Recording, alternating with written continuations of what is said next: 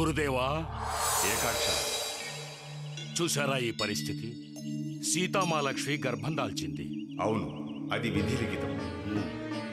తనెవరో, తన ఊరేదు, తన వారెవరో మరచి గతాన్ని చీకట్లోకి నెట్టేసి నిశీధిలో బ్రతుకుతున్న ఆమె తల్లి కావటం, అది ఆమెకు తెలియని స్థితి.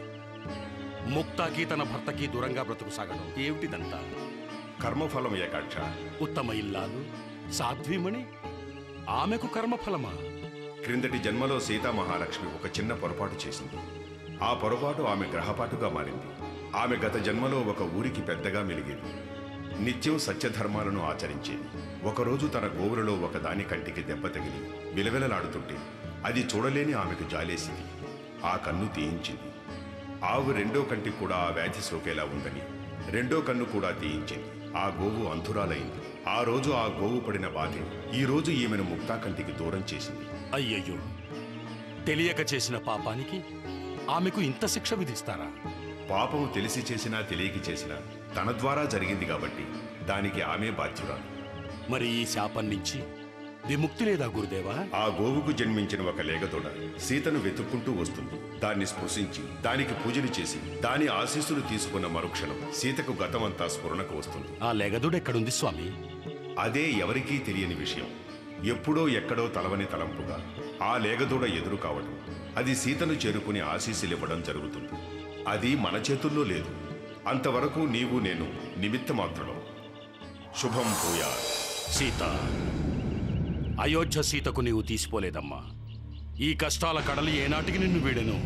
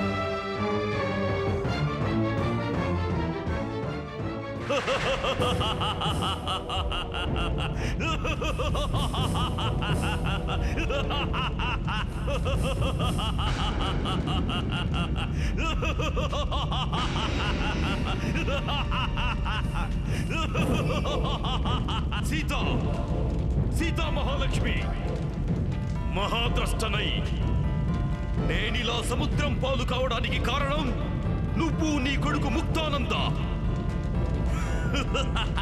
ఇప్పుడు నాకు సమయం వచ్చింది. ఎలాగైతే దేవుడు నీకు అండగా ఉండి అదృష్ట జాతకుడైన ముక్తానందన ఆ రోజు నీ గర్భంలో జన్మించేలా చేశాడో, ఈ రోజు నేనొక దుష్ట జాతకుణ్ణి నీ గర్భంలో జన్మింపజేస్తాను. ఆ తరువాత మిమ్మల్ని ఆటాడిస్తాను. మహాకలి, నా ఈ ప్రయత్నం సఫలం కావాలని ఆశీర్వదించు. రక్తాక్ష, నీ ఆశయం సిద్ధించుగాక. ఇక విజృంభించు. కృతజ్ఞుణ్ణి గురుదేవా.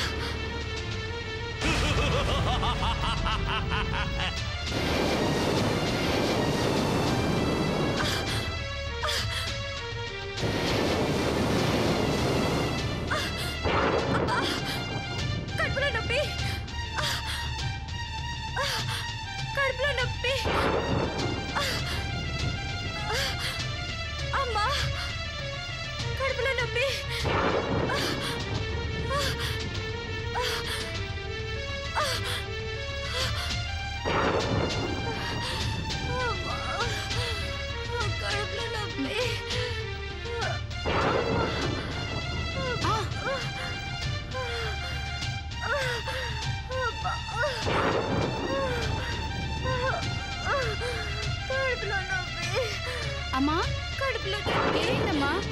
బాగా కడుపులో నొప్పి. తగ్గిపోతుందమ్మా. కడుపులో నొప్పి. తగ్గిపోతుందమ్మా. కడుపులో నొప్పి. ఏమైంది? ఊరుకో. తగ్గిపోతుందన్నా కదా, ఊరుకో, ఏం కాదు.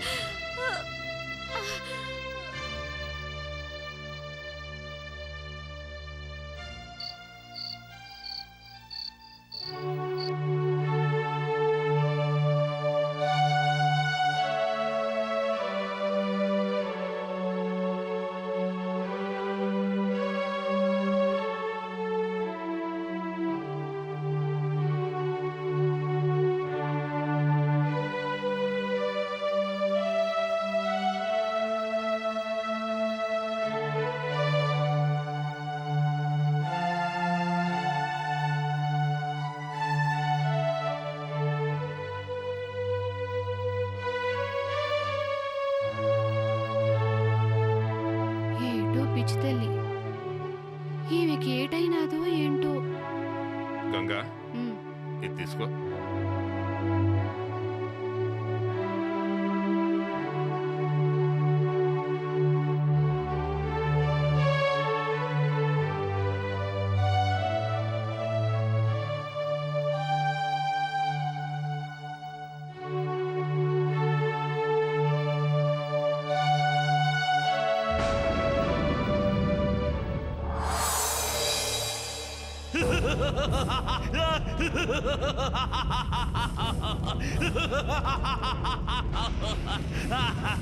Ah!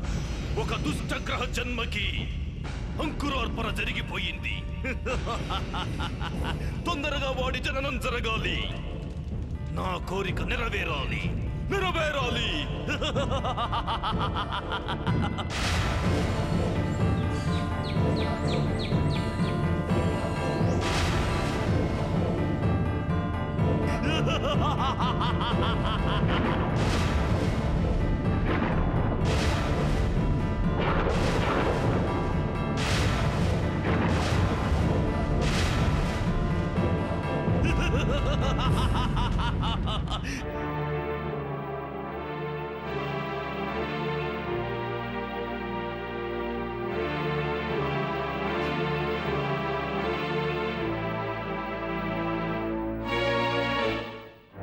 పెద్దయ్య, ఈ పోరుకేం కాదు కదా.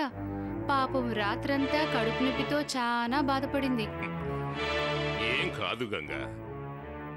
మతి స్థిమితం లేని ఈ పరిస్థితుల్లో మనతో తన బాధకు కారణం ఇది అని చెప్పుకోలేదు. పసిపిల్లతో సమానం. అమ్మాయికి స్నానం అది చేయిస్తే వెళ్ళి శివారాధన చేయించవద్దు. అలాగే. చీడా పీడా ఏదైనా ఉంటే పోతుంది. వెళ్ళు. అలాగే పెద్దయ్య. రామ్మా.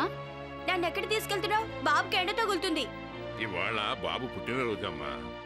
దేవుడికి పూజ చేయిద్దాం. అబ్బా తాత, నీకేం తెలీదు. ఈవేళ బాబు పుట్టినరోజు కాదు, నా పుట్టినరోజు. రేపు బాబు పుట్టినరోజు. సరే, నీ పుట్టినరోజే. అందుకే దేవుడికి దండం పెట్టుకుని వద్దాం కదా.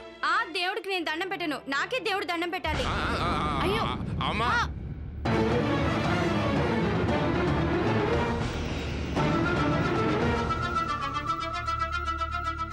అమ్మా ఆగు. ఆగమ్మా. ఆగమ్మా.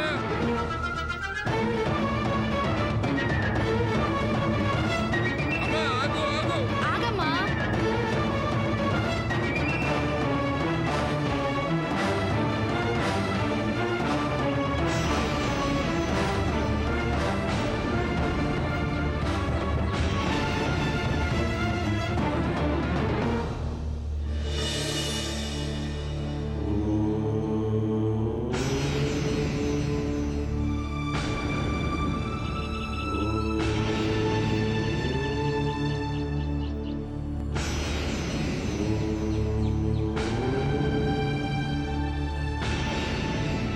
ఇదిగో అమ్మా స్ఫటికలింగం.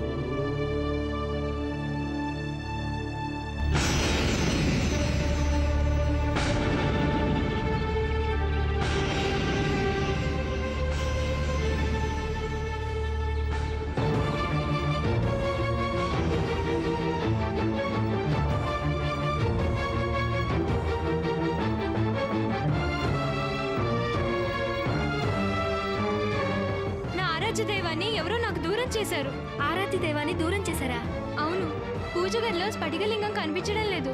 నా ఆరాధ్య దైవాన్ని ఎవరో నాకు దూరం చేశారు. అయ్యో, నా ఆరాధ్య దైవాన్ని ఎవరో నాకు దూరం చేశారు. నా ఆరాధ్య దైవాన్ని ఎవరో నాకు దూరం చేశారు. నా ఆరాధ్య దైవాన్ని ఎవరో నాకు దూరం చేశారు. నా ఆరాధ్య దైవాన్ని ఎవరో నాకు దూరం చేశారు. అయ్యో, పడిపోలేదు పెద్దయ్య.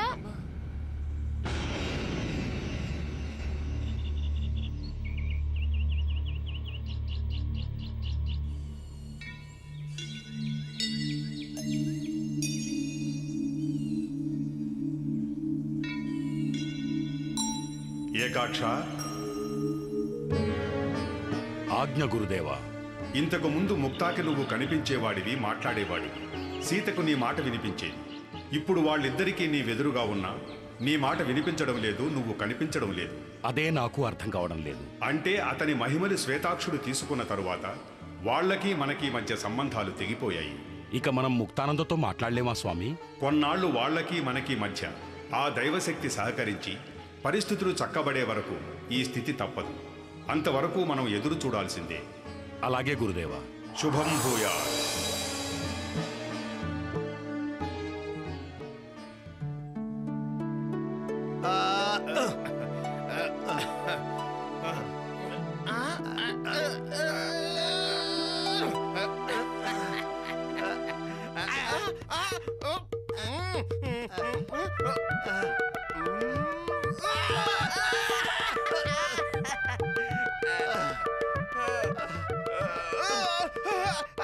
అంకుల్ అర్థమైపోయింది.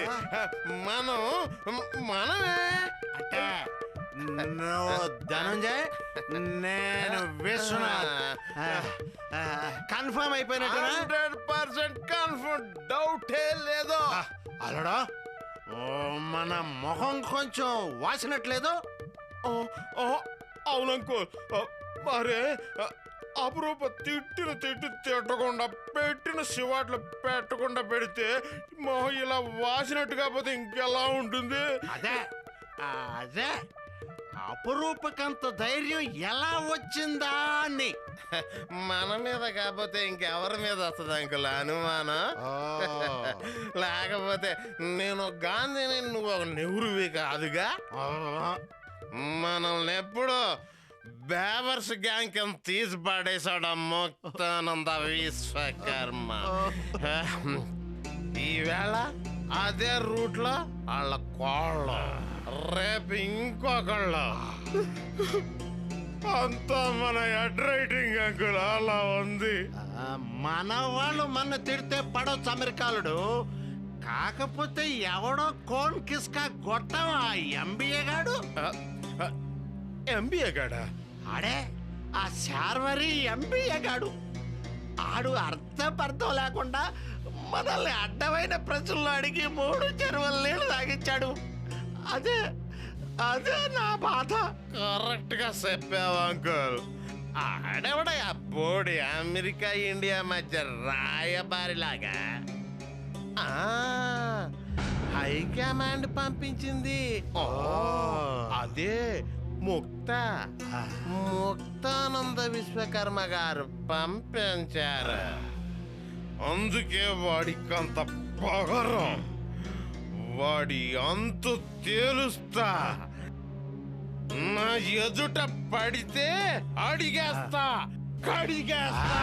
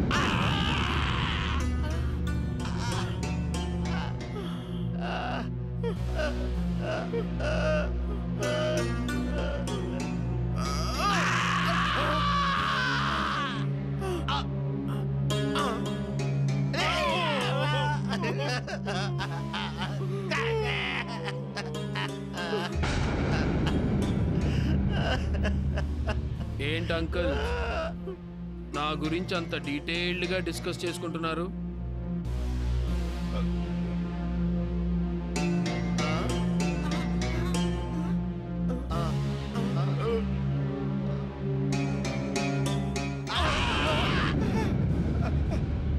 వీడేమిటి మనకి బొమ్మలా కనిపిస్తున్నాడు?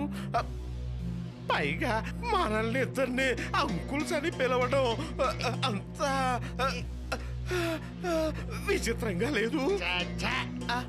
బొమ్మ మాట్లాడటం ఏంటి? అంతా దేని ప్రభావం? అసలు ఈ టైంలో ఆడు కంప్యూటర్ పట్టుకుని ఏవో ముష్టి లెక్కలేస్తా ఉంటాడు. కంపెనీని డెవలప్ చేసేయాలని.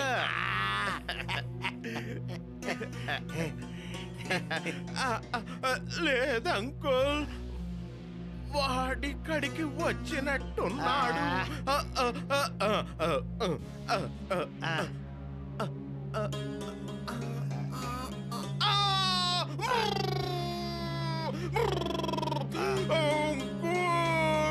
పెద్ద ఘోరం జరిగిపోయింది.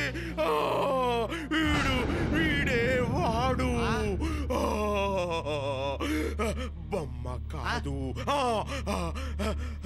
సరాసరి శార్వరిగాడే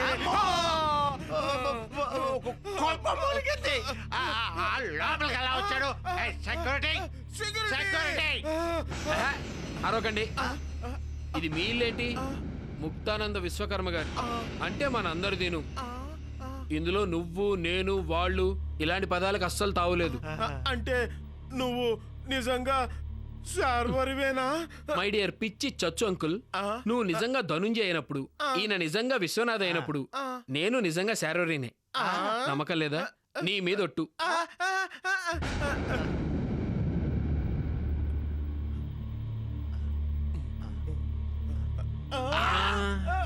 ఎక్కడికి ఎక్కడికి పారిపోతారు? కంగారు పడకండి. ఆఫీస్లో మేడం ముందు కావాలనే మిమ్మల్ని బెదిరించినట్టు మాట్లాడాను అంతే.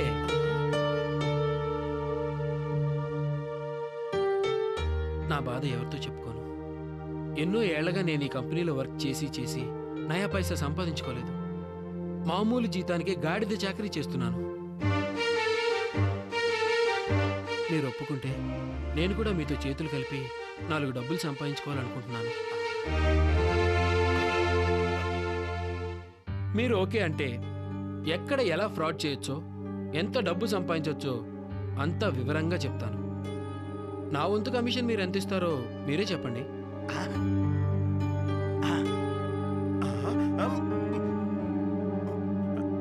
ఏంటి అలా చూస్తున్నారు? నా మీద నమ్మకం లేదా? ఓకే. శార్వరి, ఈ డైలాగులన్నీ నీ నోట్లోంచి వచ్చినాయేనా?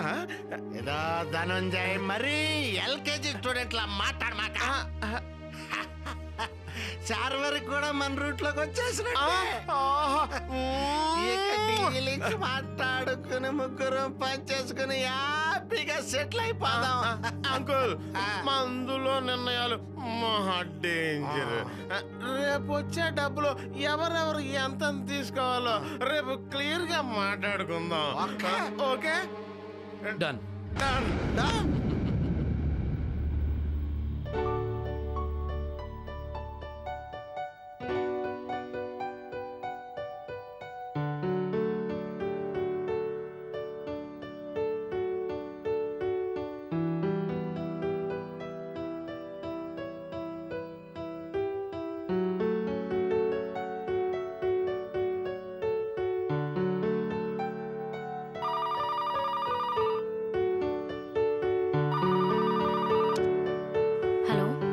Apurupa speaking.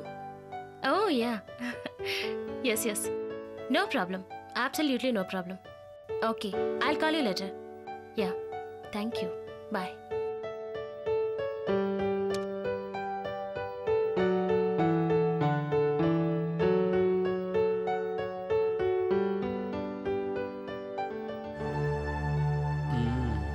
లెక్కలు రాసుకుంటుందా? మేడం, ప్రాజెక్ట్ విషయాలన్నీ ఇవాళే ఫైనలైజ్ చేద్దాం అన్నారు. అవును శార్వరి, అకౌంట్స్ ఏవి సరిగ్గా లేవు. నా అనుమానం ధనుంజయ్ ఏమన్నా ఫ్రాడ్ చేసుంటాడా? ధనంజయ్ని నేను బాగా స్టడీ చేశాను మేడం. అతను అలాంటి వాడు కాదు అనిపిస్తోంది. ఎందుకంటే అతను పక్కన తిరిగే విశ్వనాథ్ మాట్లాడే మాటలను బట్టి మనకు అలా అనిపించవచ్చు. కానీ అతను ఖచ్చితంగా ఫెయిర్ పర్సనే అని నా నమ్మకం మేడం. శార్వరి, నువ్వెలా వాళ్ళని మంచివాళ్ళుగా అనుకుంటున్నావో నాకు అర్థం కావడం లేదు. ఎందుకంటే ఆల్రెడీ మావయ్య గారి దృష్టిలో విశ్వనాథం ధనంజయలపై బ్లాక్ మార్క్ ఉంది. మనం అమెరికాకు వచ్చే ముందు ఆయన చెప్పిన విషయం మర్చిపోయావా? నోనో, సార్ వీళ్ళని అనుమానించారు సరే, కానీ నేను ఇక్కడికి వచ్చాక వీళ్ళిద్దరినీ బాగా స్టడీ చేశాను మేడం. వీళ్ళు ఎట్టి పరిస్థితుల్లోనూ కంపెనీకి ఎటువంటి హాని తలపెట్టలేరు. ఎందుకంటే అకౌంట్స్ అన్ని హార్డ్ డిస్కుల్లో ఉన్నాయి.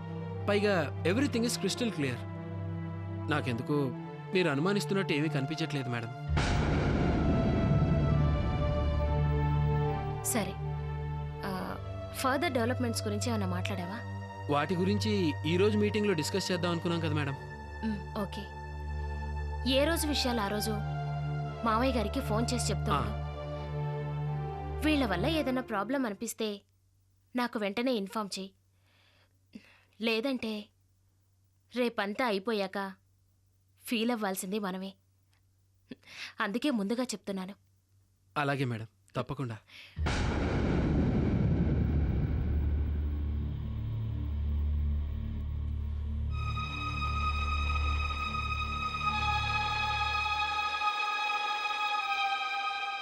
Good morning Sharvari.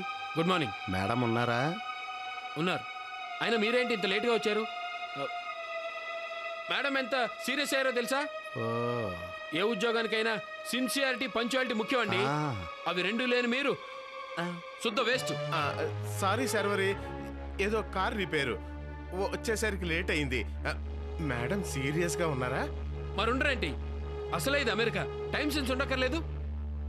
రేపు పొద్దున మేడం గారు క్వశ్చన్ చేస్తే నేనేమని సమాధానం చెప్పాలి? Good morning Apurupa. Good morning. ఆఫీస్కి వెళ్దాం.